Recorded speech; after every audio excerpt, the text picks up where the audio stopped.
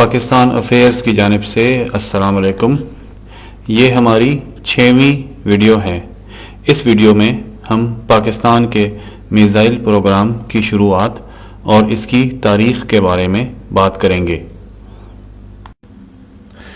کہانی 1961 میں شروع ہوتی ہے جب امریکی خلائی ادارے ناسا نے پاکستانی خلائی ادارے سپارکو سے رابطہ کیا اور اس خواہش کا اظہار کیا کہ دونوں ممالک ساتھ مل کر راکٹ اڑانے کے تجربات کریں۔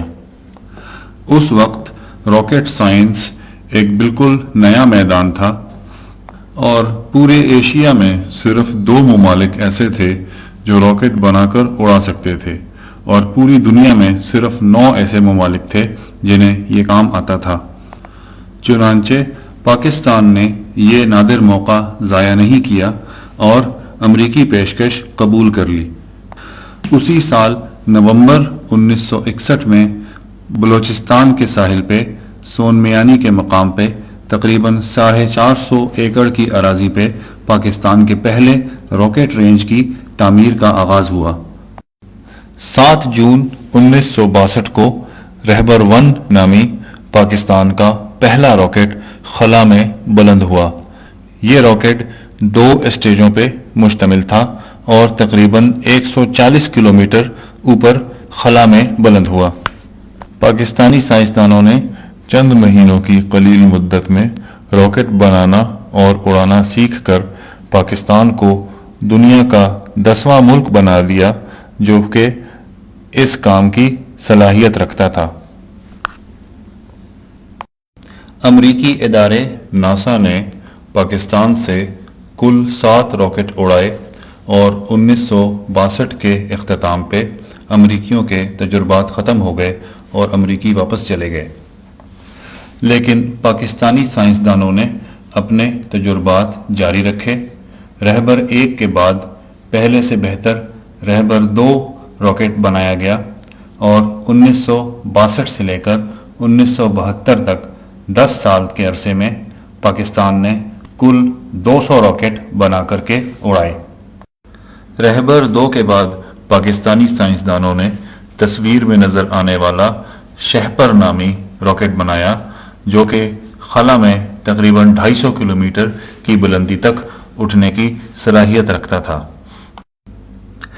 1972 کے بعد پاکستانی خلائی ادارے سپارکو نے ٹھوس ایندھن سے چلنے والے راکٹوں پہ تجربات تقریباً بند کر دیے اور سیٹلائٹ ڈیزائن کرنے اور بنانے کی لیبارٹریاں قائم کر کے سیٹلائٹ بنانے کی صلاحیت کے حاصل کرنے پہ زور دینا شروع کر دیا۔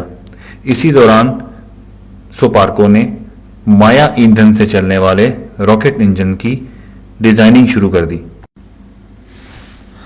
اس وقت پاکستان کا میزائل بنانے کا کوئی ارادہ نہیں تھا اور یہ سارے تجربات محض سائنسی مقاصد کے لیے کیے گئے تھے، لیکن آگے چل کر یہ تجربات اور ان سالوں کے دوران بنائے گئے ڈیزائن پاکستان کے میزائل پروگرام کی بنیاد بنے۔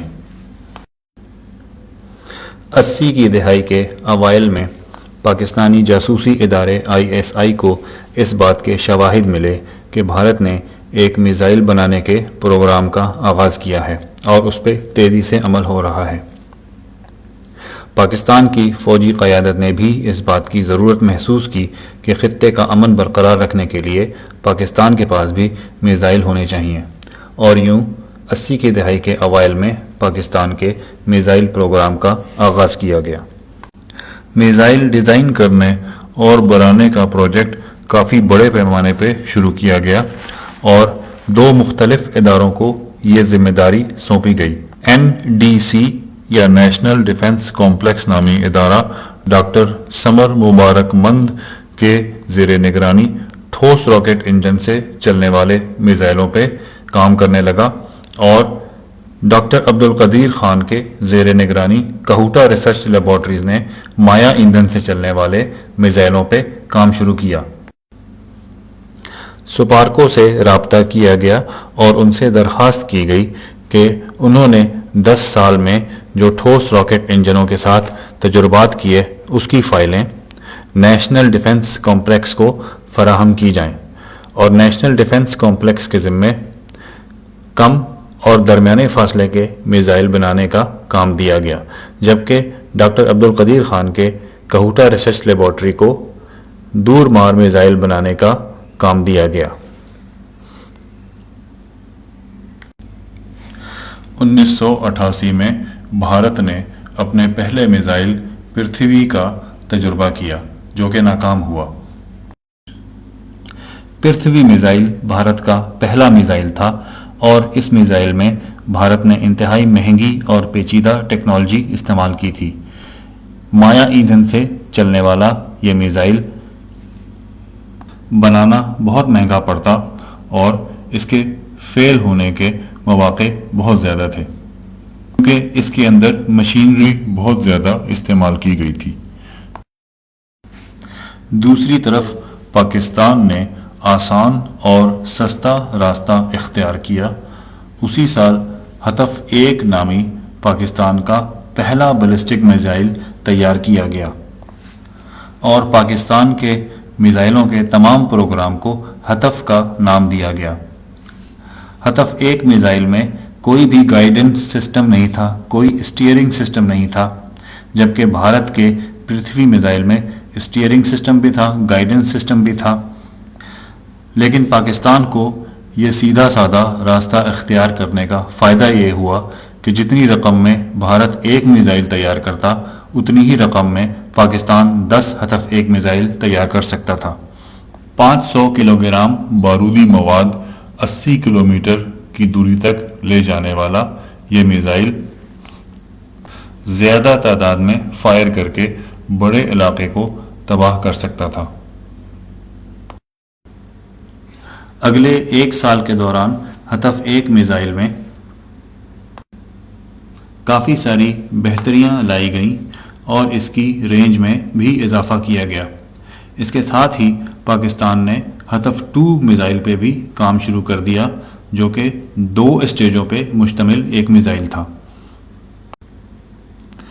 23 مارچ 1989 کی یوم پاکستان کی پریڈ میں پاکستان نے ہدف 1 اور 2 اسٹیجوں پہ مشتمل ہدف 2 جس کو شادوز کا نام دیا گیا تھا پریڈ کرایا اور اس بات کا برملا اظہار کیا کہ پاکستان بھی اب ان اقوام کی صف میں شامل ہو گیا ہے جو بیلسٹک میزائل بنانے کی صلاحیت رکھتے ہیں۔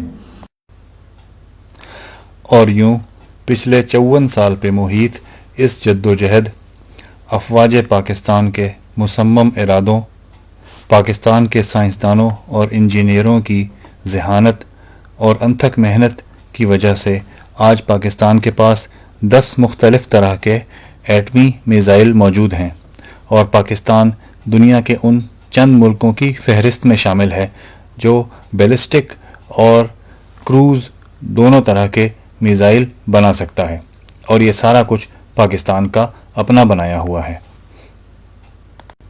اور یوں ہماری یہ ویڈیو اپنے اختتام کو پہنچتی ہے۔ امید ہے آپ کی معلومات میں اضافہ ہوا ہوگا۔ ہماری اگلی ویڈیو پاکستان کے 10 مختلف طرح کے میزائلوں کے بارے میں تفصیلات کے بارے میں ہوگی۔ پاکستان افیئرز کی جانب سے اللہ حافظ۔ پاکستان زندہ باد۔